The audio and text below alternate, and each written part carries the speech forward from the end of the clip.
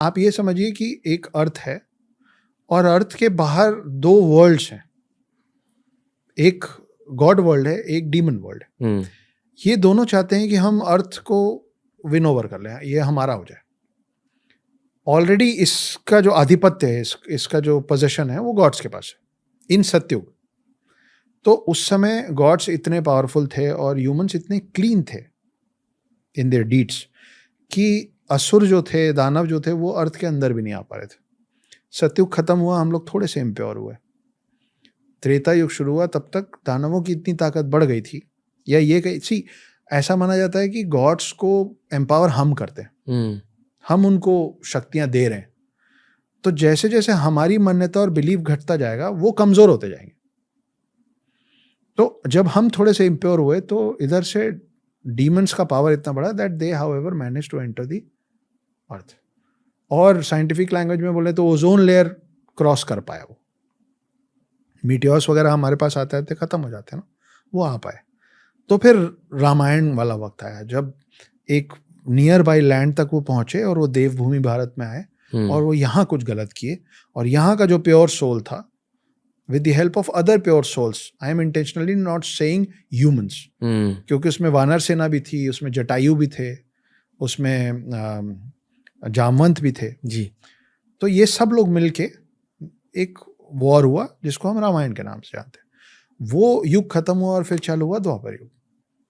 द्वापर युग में महाभारत, तब तक हमारा विश्वास इतना हट गया था कि people directly started cursing gods. जैसे महाभारत के अंत में ये धृतराष्ट्र की जो पत्नी थी गांधारी, उन्होंने कृष्ण जी को सीधे सीधे श्राप दे दिया था। तो हम अपने आप को इतना सुपीरियर मानने लग गए थे कि हम ये भी करने लग गए। तो तब तक हम इतने इम्प्योर हो गए कि हमारे ब्लड लाइन के अंदर तक ये डीमंस घुस गए। तो जो फार ऑफ लैंड्स में थे वो दे एंटर्ड आवर बॉडीज। तो महाभारत युद्ध क्या था? एक ही परिवार का युद्ध था। तो जब एक परिवार में युद्ध हो रहा था तो उसमें दोनों कैसे थे? और अब हम रहते हैं कलयुग में जिसमें हमारे डीएनए में, हर इंसान के ब्लड लाइन में दोनों चीजें चल रही हैं। कई बार हमको पता होता है कि एथिकली ये काम गलत है, पर वो प्रॉफिटेबल होता है तो हम कर लेते हैं कि क्या जाता है, चलता है। तो इसीलिए युगों में जो डिटोरिएशन हो रहा है in our lifes is this. अभी सर एक तीखा सवाल पूछूंगा जो बहुत लोग पूछते हैं इंटरनेट पे जी। क्या देव एलियन थे और उनके साथ साथ क्या असुर भी एलियन थे?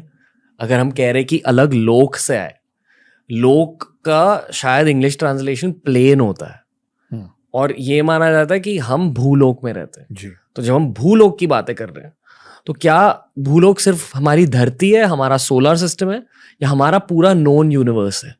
जैसे एस्ट्रोफिजिसिस्ट अभी नोन यूनिवर्स के बारे में बातें करते हैं जी।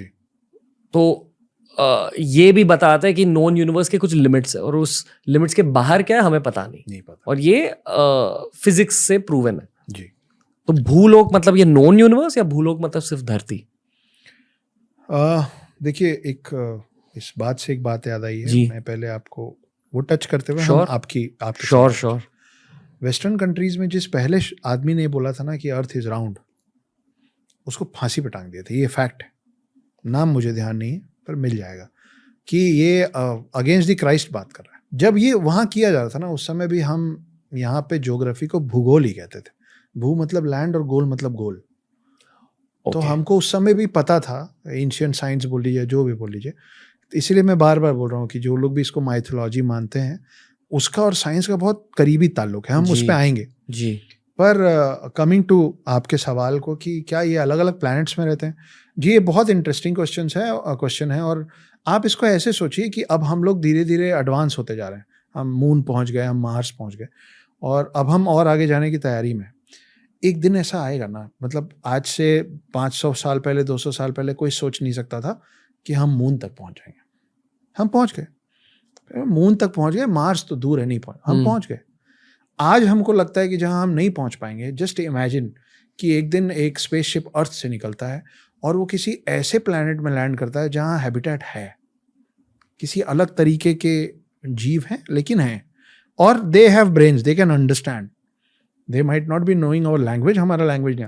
हम किसी तरीके से अगर उनको ये समझाएंगे कि हम कहाँ से आए, तो हम 2-3 चीज़ें बोलेंगे। हम बोलेंगे कि हम पृथ्वी से आए, अर्थ से आए, ठीक है, और वो ध्यान से देखेंगे कि हम दिखते कैसे, हम चलते कैसे, और फिर जब हम वापस, अब हम आए हैं और अगर वो हमारा नुकसान नहीं कर रहे हैं तो हम उनको कुछ तो देंगे।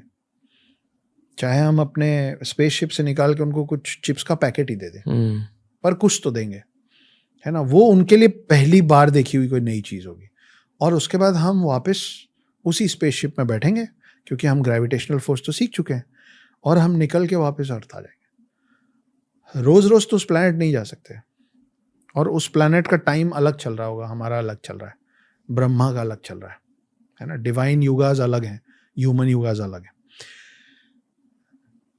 अब जब हम वापस लौट आए हैं तो उस प्लैनेट में जब इवोल्यूशन होगा, जब उस जनरेशन में और लोग नेक्स्ट टू नेक्स्ट जनरेशन आएगा, वो भी तो दीवार पे ऐसे चीजें बना देंगे ना।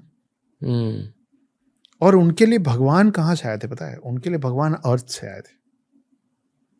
तो भगवान ऊपर से आए थे, भगवान पृथ्वी नाम, तो हमारे लिए स्वर्ग वर्ड जो है वो शायद उनके लिए वर्ड पृथ्वी बन जाएगा। स्वर्ग वर्ड भी सब्जेक्टिव होता है, सब्जेक्टिव होता है।